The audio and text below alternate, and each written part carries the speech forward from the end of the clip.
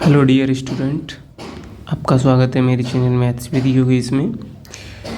पिछले लेक्चर में हमने कक्षा 10 के अध्याय 3 प्रश्नावली 3.2 उसका क्वेश्चन नंबर 4 और 4 का भी क्वेश्चन नंबर 3 तक, यानी 4 के 3 तक कर लिया था, पहला, दूसरा और तीसरा। अभी इस लेक्चर में हम ये चौथा सॉल्व करेंगे और इसका लास्ट क्वेश्चन 5वां सॉल्व करेंगे। ठीक है, तो सॉल्व करते हैं।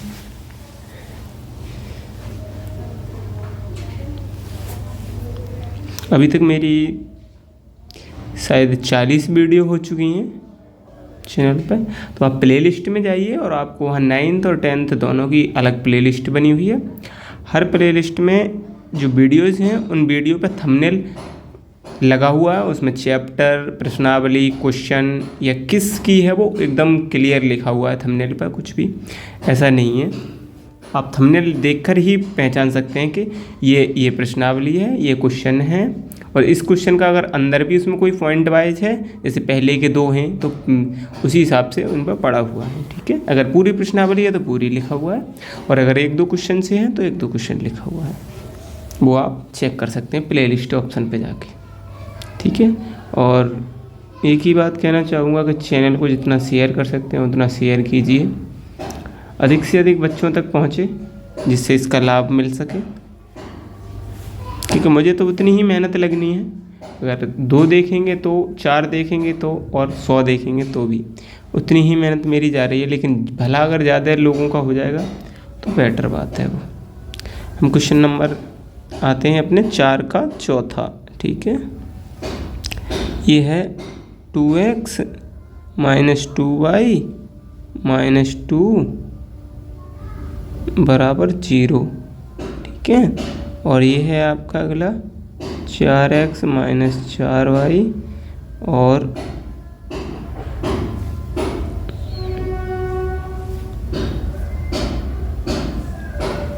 -5 बराबर 0। ठीक है, इसमें हमें क्या करना है, यहाँ पता करना है हमें a1 b1 बराबर। तो a1 बराबर यहाँ पर क्या है 2, b1 बराबर -2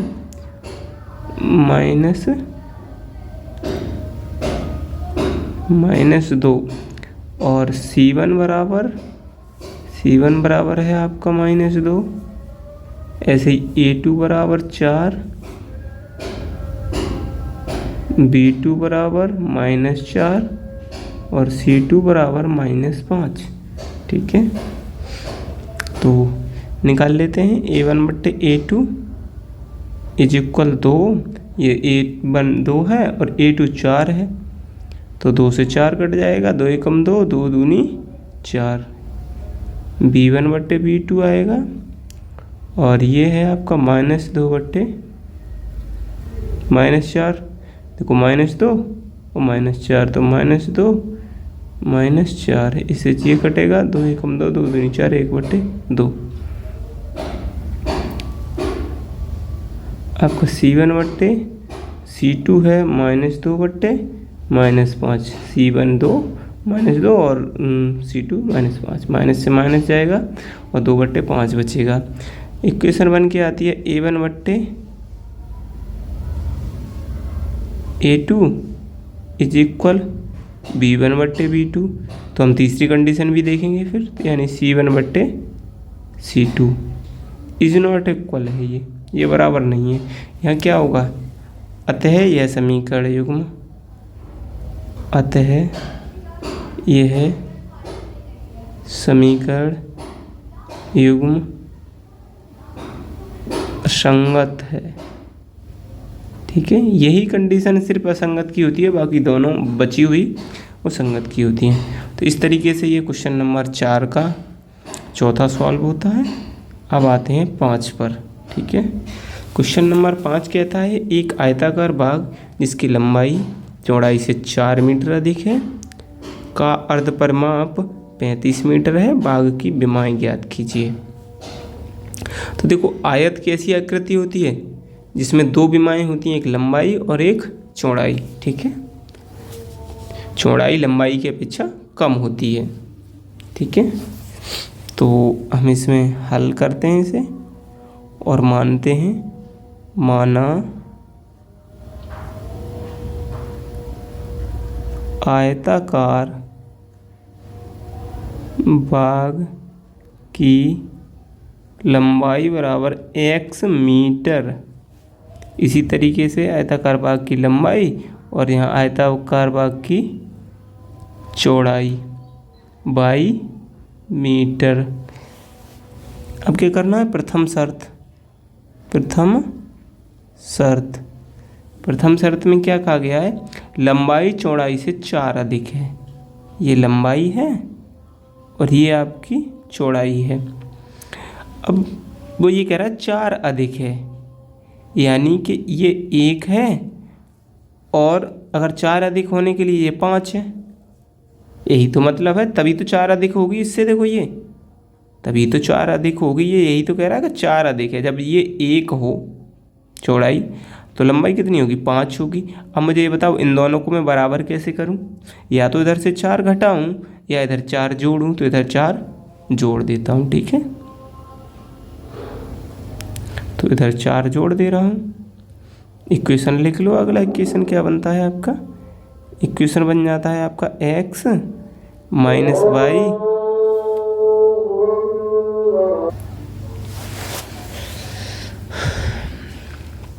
क्षमा चाहूँगा, कुछ इधर मस्जिद की वजह से अजान की आवाज़ आने लगी होगी, इसीलिए वीडियो पॉज कर दिया था।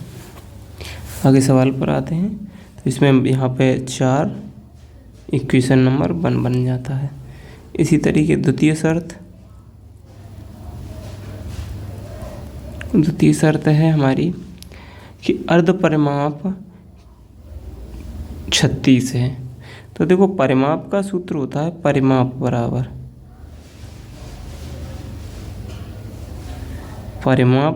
होता है आपका,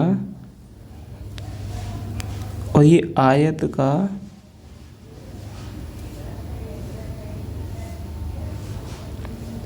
बराबर होता है 2 गुणा लंबाई प्लस चौड़ाई।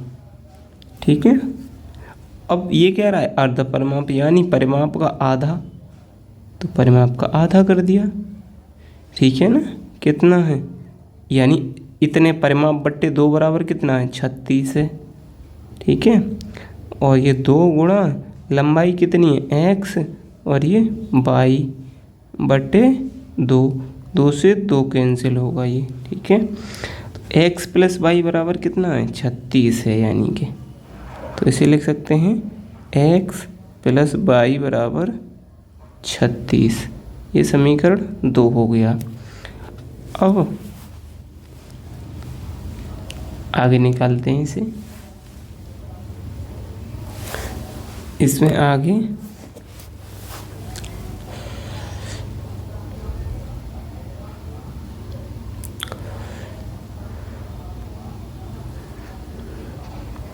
अब ग्राफी विधि से हल करना है, तो लिखते हैं ग्राफी विधि से हल।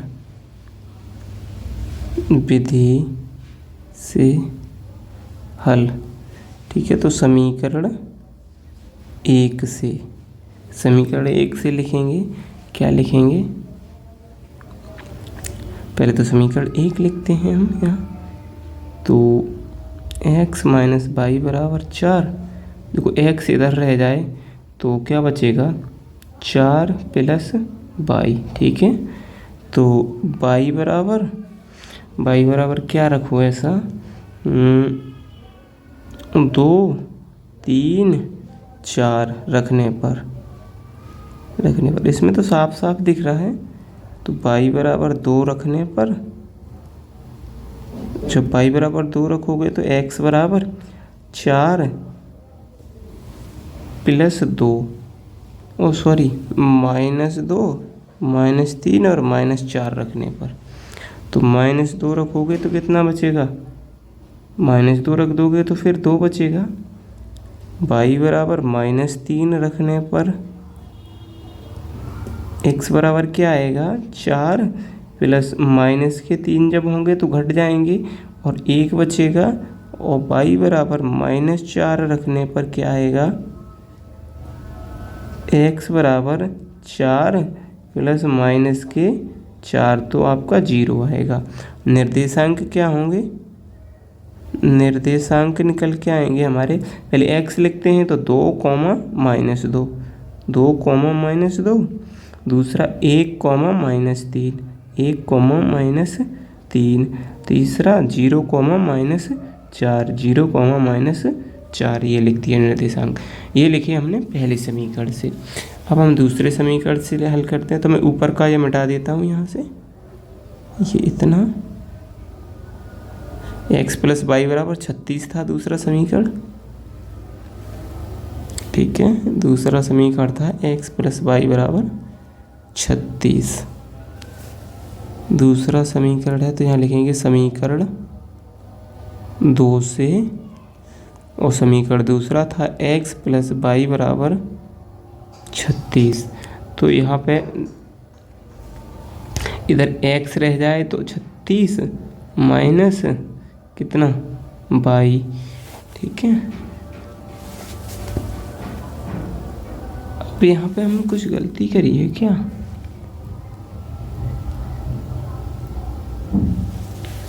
अर्ध परिमाप का मतलब x प्लस वाई बराबर 36 ही आना चाहिए, तो ग्राफ बहुत बड़ा होगा। चलो इसमें y का मान रखेंगे तो y बराबर क्या रखें ऐसा,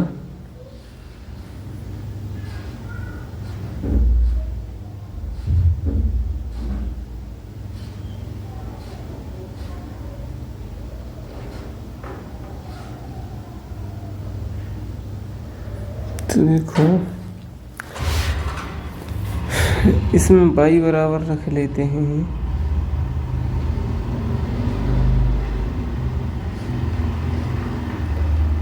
15,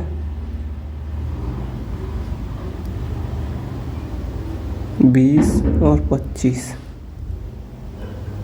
रखने पर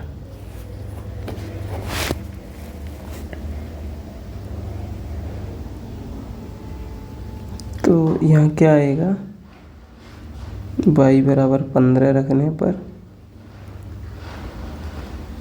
x बराबर आएगा 36 माइनस 15, तो 6 में से 5 जाएंगे 1, 1 जाएगा 2 यानी 21। y बराबर 20 रखने पर x बराबर आएगा 36 माइनस 20 यानी 16, और y बराबर 25 रखने पर x बराबर 36 माइनस 25 तो कितना आएगा 11, ठीक है। तो निर्देशांक निकलेंगे, निर्देशांक निकलेंगे हमारे 21, 15, 21, 15, 16, 20, 16, 20, 11, 25, 11, 25। अब हम क्या करें इसे,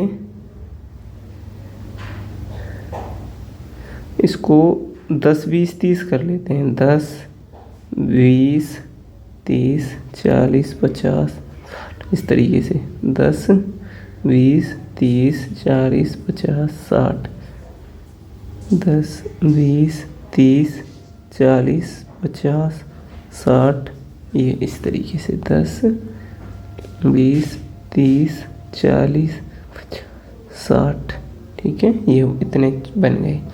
आप पहले वाले समीकरण से कहते हैं 2,2।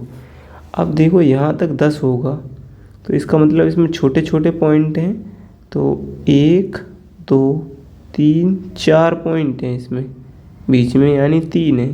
तो 1, फिर ये 1/4, फिर ये आधा, तो ये कितना है 2,2 है।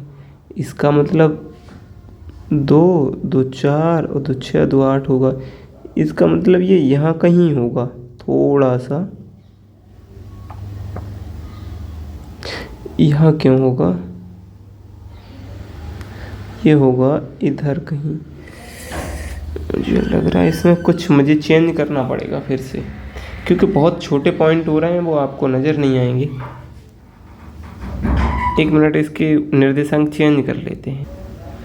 देखो क्या करते हैं, इसके थोड़े से चेंज कर लेते हैं इनको। कुछ बड़े बड़े निर्देशांक ऐसे रख लेते हैं जिनसे बड़े बड़े निर्देशांक। इसका मतलब यहाँ रख लें 16,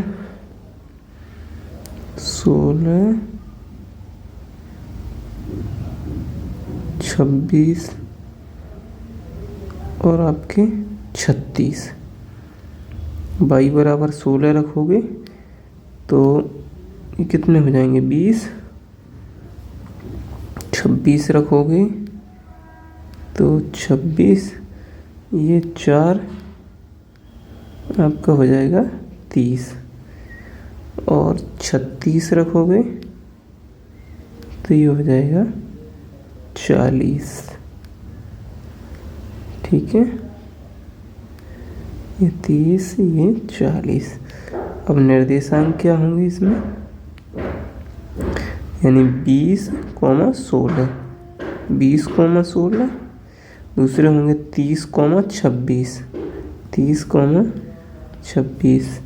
40,36। देखो इसमें दिक्कत क्या हुई हमें? दिक्कत ये हो गई कि हमने जब इसमें मान रखे देखे तो मान हमने कुछ डिस्टर्ब रख दिए इसमें। अब यहाँ पर भी मान हम उसी हिसाब के रखें जो पॉइंटों पर ही ख़त्म हो। ठीक है, इसलिए ऐसा करना पड़ा हमें। अब यहाँ पे क्या है, पहले के देखते हैं। 20 और 16, तो 20 तो ये आ गई और 16, यानी हमें 15 हाफ ये होगा। यहाँ से थोड़ा सा ये है, अब ये आ गए 16 पर। ठीक है, अगला 30, 26, 30 और ये हाफ से थोड़ा अधिक, ये 26 पर आ गए हम। 26, 40, 36, तो 40 और 36 हाफ से थोड़ा अधिक, ये हो गया। तो ये कितना था? 40, 36। ये कितना था? 30,26। ये कितना था? 20,16। ठीक है, 40,36। ठीक, अब क्या करना है हमें? अगले के निर्देशांक लिख लेते हैं पहले। 21,15। तो 21 कहाँ होगा? 20 से थोड़ा सा अधिक होगा। और 15 कहाँ होगा? यहाँ 16 के कुछ नज़दीक होगा, ये यहाँ होगा।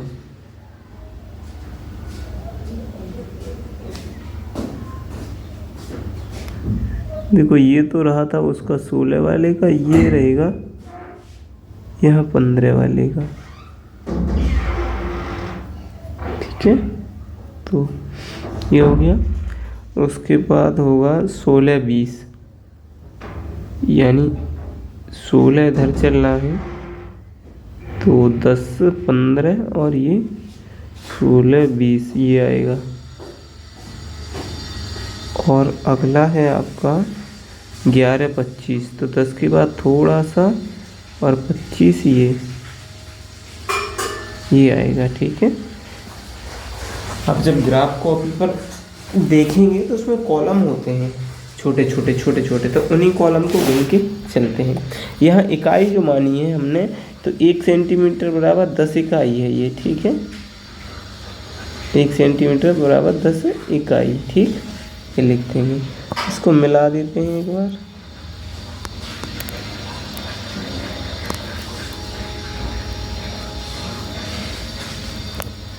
ये खींचा। ठीक है, इसी तरीके से ये वाला भी खींच देते हैं।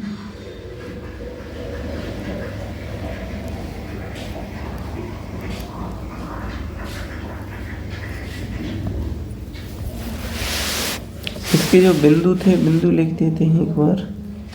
इसका बिंदु था 21,15 एक, और ये दूसरा वाला था आपका 16,20, और ये तीसरा वाला था आपका 11,25। ठीक है, अब ये किस बिंदु पर मिले? देखो यहाँ मिलते हैं ये आके, इसका मतलब ये 20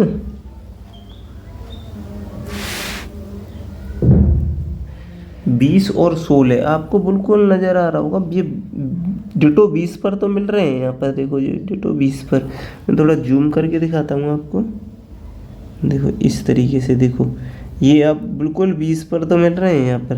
ठीक है, 20 और 15 ये हाफ हो जाता है। देखो यहाँ से 10, फिर ये 10 के बाद ये 15, यानी 4 कॉलम में। ये 10.15, ये 10.5, ये पौने, मतलब 10.15 10.5 क्यों, ये 12.5, ये आपका पूरा 15, ये 17.5, और ये आपका 20। तो 15 से थोड़ा सा अधिक होगा तो वो 16 हो जाएगा, और ये 20 पर मिल रहे हैं। ठीक है, तो ये कितना किस पर मिल रहे हैं आपके? इसके हल के लिए तो लिखेंगे यहाँ पर दोनों रेखाओं का प्रतिच्छेद बिंदु,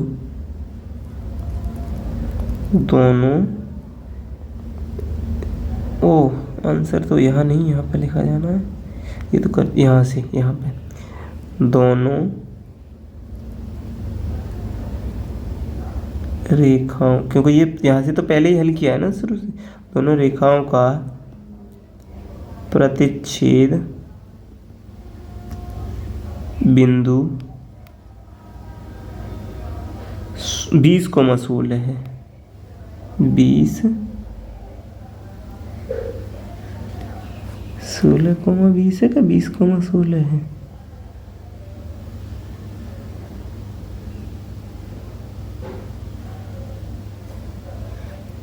बीस 16 है।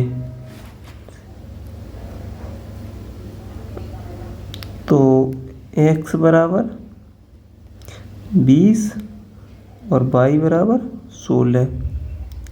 अतः बाग की लंबाई बराबर 20 मीटर और चौड़ाई बराबर 16 मीटर।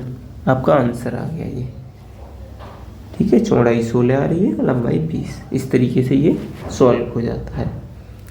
यहाँ पर आप चाहें तो समीकरण लिख सकते हैं इनके। पहला समीकरण था आपका इसमें x माइनस वाई बराबर 4, और दूसरे वाले का समीकरण था x प्लस वाई बराबर 36। x प्लस वाई बराबर 36। ठीक है, तो मुझे लग रहा है आपको अच्छे से समझ में आ गया होगा। जब इसे और जूम करके बनाते तो और अच्छा समझ में आता। सिर्फ आप अपनी कॉपी पे बना के देखिए एक बार। मेरे इसमें क्या दिक्कत है, इसमें ये 4 ही कॉलम दिए हैं। आप देखोगे आपके में ये कॉलम ज़्यादा होंगे, शायद हो सकता है 10 भी हों या कम भी हों। लेकिन क्या होता है यहाँ पर, जैसे कोई भी अंक एक बार और समझा देता हूँ कि जहाँ से एक, यहाँ मान लो 0 है, 0 के बाद बढ़ते हैं तो ये इधर से चलते हैं। जैसे ये 1 रहा हो, ठीक है, ये 1 के बाद ये होता है आपका जैसे यहाँ तक हो गया 10। ठीक है, पहले तो इसे पतला करूँ थोड़ा। ठीक है, ये 10 है तो ये कितना होगा, ये होगा 2.5, ये 5 होगा, ये 7.5 होगा। अब मैं कहूँ 2 कहाँ होगा, तो 2 कुछ इसके सटीक रहा होगा, यानी 1 के बाद 2 3, वो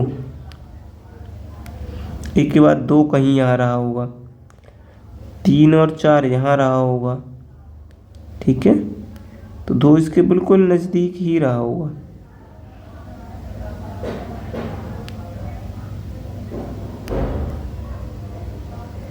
इस तरीके से ये चलता है, यानी 4 भागों में डिवाइड करके चलें तो ऐसे ही हमने देखा हुआ। अगर 6 या 16 बैठेगा तो यहीं तो होगा ना, थोड़ा सा हटके इधर भी ऐसे ही बनेगा कि मान लो यहाँ एक ये कॉलम है आपका, तो मैं अगर यहाँ पे 1 मानूँ, ये 5 है, ऐसे ही अगर इधर से गिना जाए, ये 1 माना जाए तो ये कितना होगा, 2.5 होगा, ये 5 होगा, ये 7.5 होगा, और ये आपका पूरा 10 हो जाएगा यहाँ पर आगे, ये 10। तो इस तरीके से हमने माने हैं इसमें। अब आपके ग्राफ किस तरीके का है तो वो आप देख लें, उसमें बुक में जैसे दे रखा होता है, क्योंकि ग्राफ में हम हमेशा मानक ही तो मान सकते हैं, इससे ज़्यादा कुछ नहीं कर सकते। ठीक है, इस तरीके से ये प्रश्नावली कंप्लीट होती है। ओ सॉरी, इस प्रश्नावली में अभी तो क्वेश्चन है, अभी इस प्रश्नावली में क्वेश्चन है।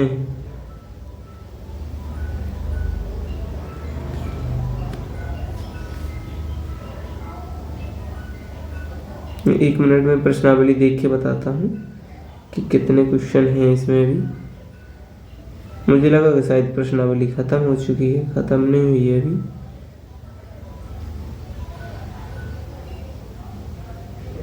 बुक खोलता हूँ, एक minute.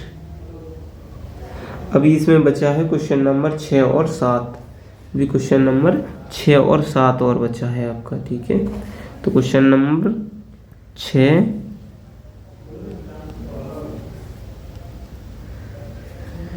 Question number 6, question number 7, ये 2 और बचे हैं इसमें, और इनमें ज़्यादा कुछ नहीं है। ठीक है, इसमें एक 7 है, वो मोस्ट इम्पोर्टेंट है। उसमें एक त्रिभुज बनवा के पूछा गया है, उनका निर्देशांक बिंदु तो बता देंगे, वो भी इतना हार्ड नहीं जब करेंगे। ठीक है, अभी के लिए इतना ही, बाकी का अगले लेक्चर में। ये छोटे छोटे लेक्चर आपकी सहूलियत के लिए बनाने पड़ रहे हैं, क्योंकि बड़ा लेक्चर हो जाता है तो मुझे भी थोड़ा परेशानी होती है शूट करने में उसे, और आपको देखने में भी बोरिंग महसूस होता है।